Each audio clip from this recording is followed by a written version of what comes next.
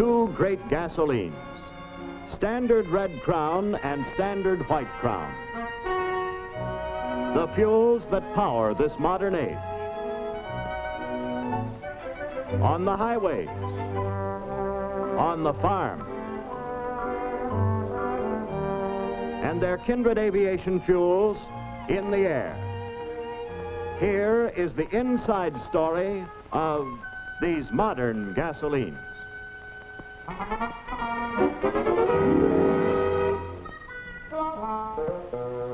Hello, folks. I'm a carbon atom, and since I'm an essential part of each of the hydrocarbons in crude oil, I'm here to give you the inside dope on gasoline. I'm the smallest possible particle of carbon. Why I'm so small, 1,000 billion atoms like me could dance on the head of a pin. Scientists know I act as though I had 4 arms, and these fellows, who are the hydrogen members of this combination, have only 1 arm. We're going to form a molecule. Watch. I grab hold of hydrogens like this, then another carbon. In doing this, we make a kind of chain. See? When we're together, the combination is a hydrocarbon molecule, one of the many, many different hydrocarbons. For instance, we have formed a typical gasoline molecule. Now I want you to meet some of my relatives who form in the same way but have different patterns. I'm another hydrocarbon, a gas molecule. My size makes me a typical kerosene molecule. I'm one of the fuel oil molecules. A light lubricating oil molecule. That's me. I'm a heavy lubricating oil molecule. All of these carbons and hydrogens make me a residual materials molecule. So you see, there are lots of different molecules, different sizes, different shapes, all found in crude oil. Still the best raw material for the great motor fuels of today. From it, science builds gasoline, selecting the groups of molecules wanted and changing their sizes and shapes as required. To do this job, calls for great storage tanks to maintain a constant supply of crude oil. Batteries of pumps.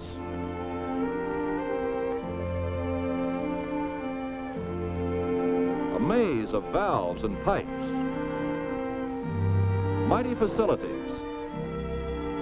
And an army of experienced, specially trained workers. The first step is to separate the crude oil into the parts that you saw a moment ago. This is done by distillation. You know that when you boil water, the vapors can be condensed.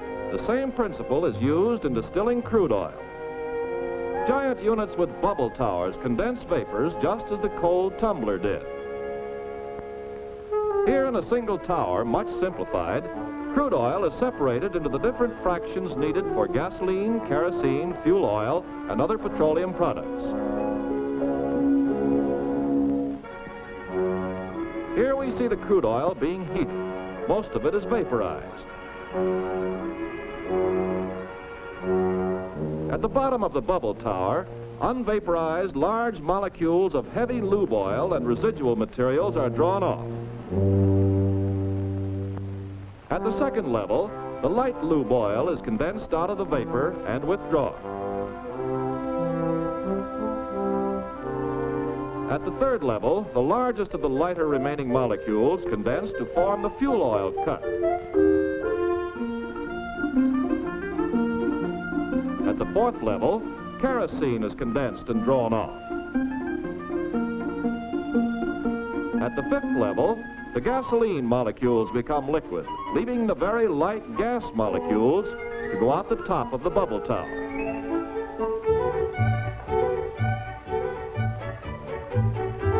In the average crude oil, only a limited amount of gasoline is present. So let's see what we might get from this simple distillation. A barrel of crude oil produces 20% residual fuel oil and asphalt, 7% lube oil and wax, 39% gas oil and fuel oil, 15% kerosene, 1% gas, and gasoline only 18%.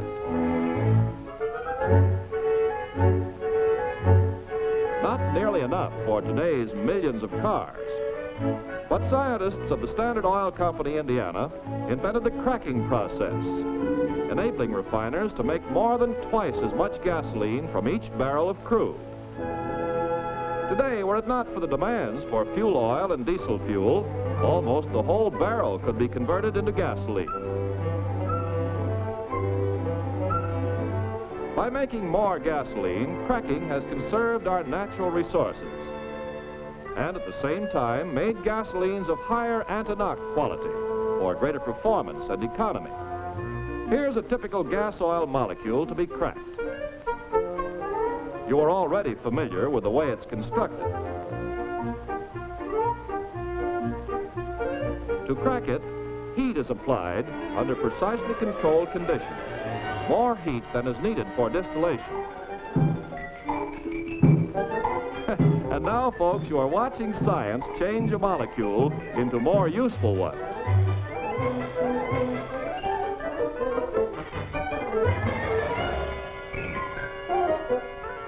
On the left are two gasoline molecules. On the right are gas and carbon, all obtained from cracking one gas oil molecule. Thus, science creates gasoline where none existed before, high anti-knock gasoline. Here are some of the great units that do the cracking. And here's one that cracks tens of thousands of barrels of gas oil each day. Standard's continuing leadership was also strengthened by other processes. One is called polymerization. It simply takes molecules that are too small for gasoline, such as these gas molecules, unites them by the polymerization process to form a larger molecule, a gasoline molecule of exceptionally high anti-knock value. Thus, science again fashions for us more and better products. By a somewhat different process, this alkylation unit joins together two different molecules to make another high-octane gasoline component. And this unit, a hydroformer, changes the shape of molecules and takes out some of their hydrogen to make still more high anti-knock material. Finally, a process where cracking is affected by a catalyst, a reaction promoter that itself remains unchanged. The most modern method uses catalysts in a fine powder that will flow like a fluid. Here's what happens inside a fluid catalytic cracker. Gas oil is heated. It is joined by the hot, finely powdered catalyst shown here as little white grains. The hot oil and the still hotter catalyst then move together through pipes up into a chamber called the reactor and are tumbled about. Here the heavy oil molecules are cracked by catalytic action to produce gasoline molecules shown in red. These move out at the top.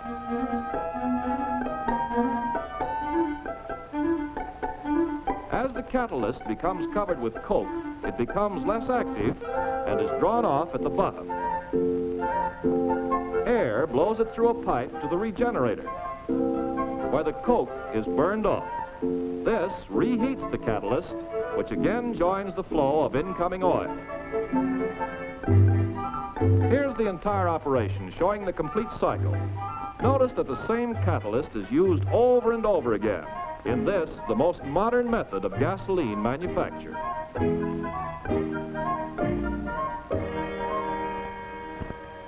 It takes a complicated unit to do the job. Every 2 minutes, a whole carload of catalyst passes through the lines. 16 stories high, each of the company's big cat crackers can produce enough gasoline in one day to last the average motorist 1,000 years. Contrast the modern unit you have just seen with this historic Burton cracking still at Whiting, Indiana, the first successful commercial cracking unit. Though the amount of oil in today's catalytic cracking units is actually less than in the old Burton units, the catalyst cracks the gas oil more than 7,000 times faster, and so permits much greater throughput. It is one more demonstration of leadership through science. To build top gasoline performance today, there are two major requirements: proper volatility and proper anti-knock quality. Let's take the first one, volatility, the tendency to change from liquid to vapor. The driver may not know a cat cracker from a firecracker, but he knows when his engine starts. And he wants it to warm up without coughing and sputtering. But starting and warm-up are not the whole story. In all seasons, the motorist wants quick acceleration.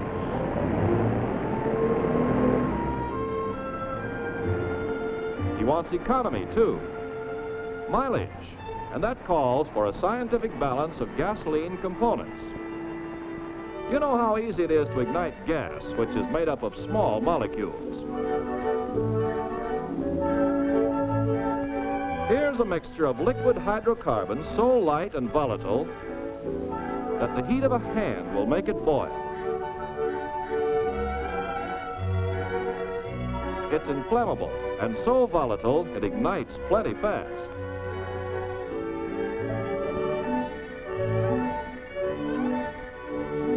Now here are some of the heavier, less volatile hydrocarbons. The lighted taper does not ignite them, yet when vaporized and burned in an engine, they pack a lot of power and give mileage. To make a gasoline blend that will have a proper combination of volatility characteristics, first we put in the very light hydrocarbons for quick starting. The next heavier ones have rapid warm-up. Then some that give instant acceleration, and the final portion for full power and good mileage. The blended gasoline has the desired range of performance with economy because it contains just the right groups of hydrocarbon molecules. One, for instance, starting, but so active that in the summer he should be used only in moderation. One for rapid warm-up. One for smooth acceleration. And one for full power and good mileage. Molecules that work together, a harmonious team.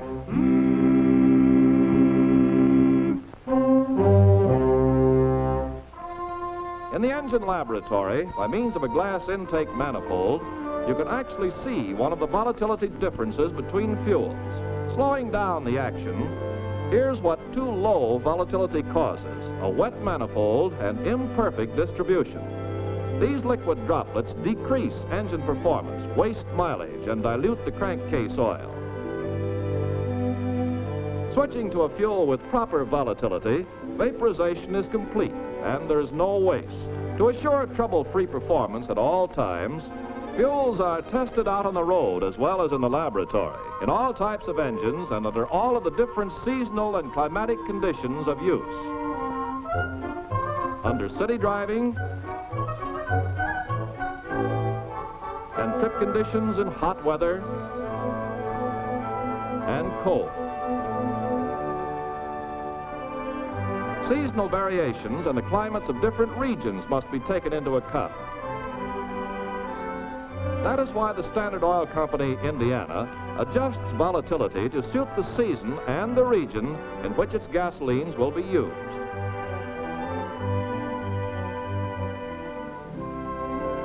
A distillation test measures the volatility of motor gasoline. The results here plotted form a typical distillation curve for a gasoline of proper volatility. Now for the next major requirement, the prevention of fuel knock.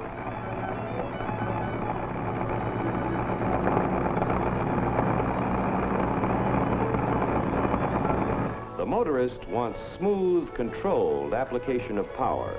Using a special demonstrator, I shall show the difference between poor performance and good performance. Now, with the hard face of this mallet, I strike the piston. The piston, you see, receives a punishing rap, showing how power is wasted when gasoline knocks.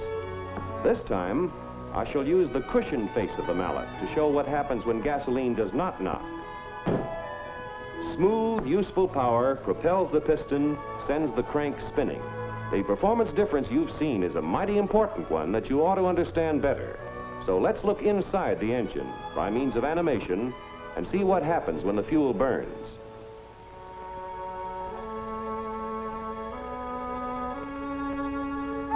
These gasoline molecules have not been improved on or controlled by science. They are untamed and unruly.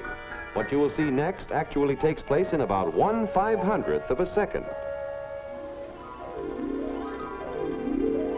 First, the spark ignites the compressed fuel charge. Now, watch for the knock. In this greatly slowed down action, you could see that with this gasoline, combustion was uneven and uncontrolled, and at the end there was a jarring, violent explosion, a knock that pounded and shook the engine. Now we shall repeat the action.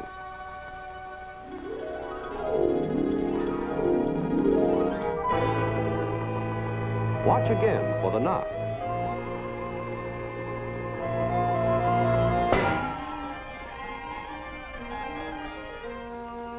Now, with gasoline made up of molecules that have been science-fashioned so that they have the required anti-knock quality, molecules that stay under control and work as a team, let's see what happens.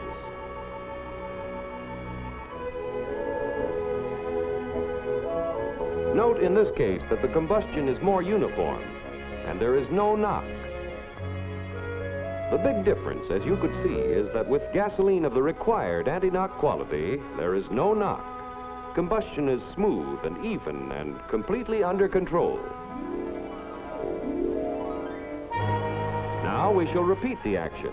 Watch how the combustion proceeds as it should, smoothly and without the interference caused by knocking.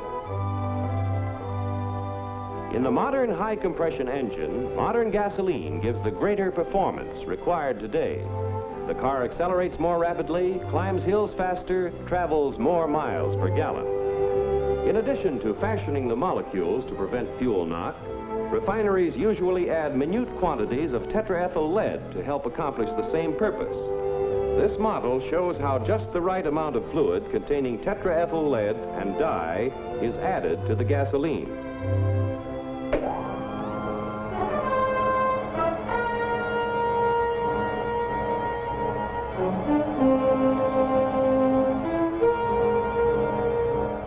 In the knock testing laboratories, test engines are used to make sure that the proper anti-knock quality has been built into Standard Oil's gasolines.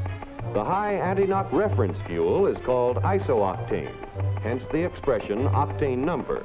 This test engine is equipped with a dial indicator that shows just how badly the engine is knocking. With a fuel of low octane number, here's how it sounds. Switching to a high octane number fuel, the knocking diminishes and finally fades out completely.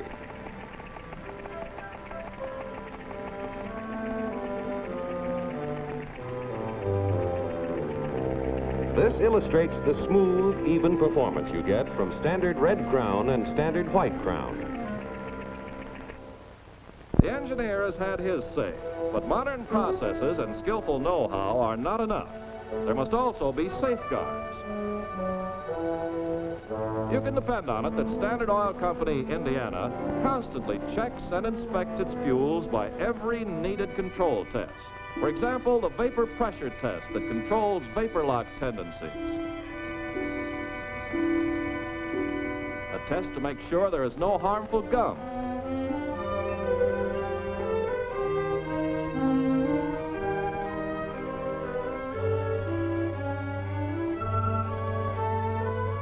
Another to make sure that today's fine gasolines will not deteriorate in storage. A test that guards against corrosive impurities.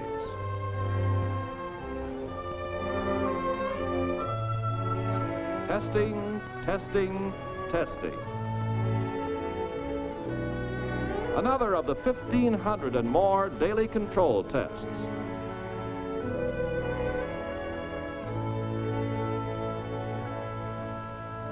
In addition, these great laboratories are entirely devoted to extensive research.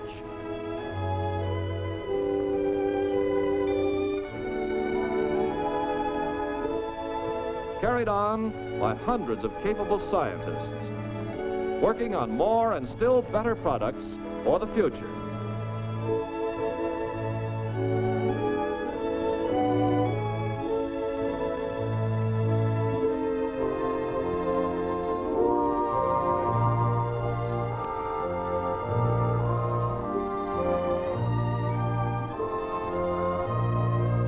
Cooperative work with the automobile industry guarantees that the right gasoline will always be available for any car that's developed. Put all of this together, and you have what it takes to deliver today's and tomorrow's great motor fuels. Huge units like this super fractionator and the other multi-million-dollar units that go to make up the great modern refineries of the Standard Oil Company, Indiana. With the tradition of pioneers behind us and better facilities ahead of us, future progress leading to still finer products is assured. So there's the story, folks, and I'm proud to be a part of it, even if only as a tiny atom inside modern gasoline.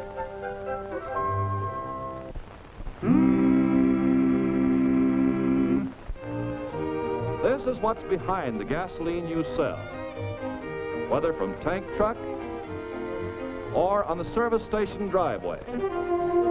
Behind these symbols of service is a great record of scientific achievement that certifies today's leadership and guarantees tomorrow's.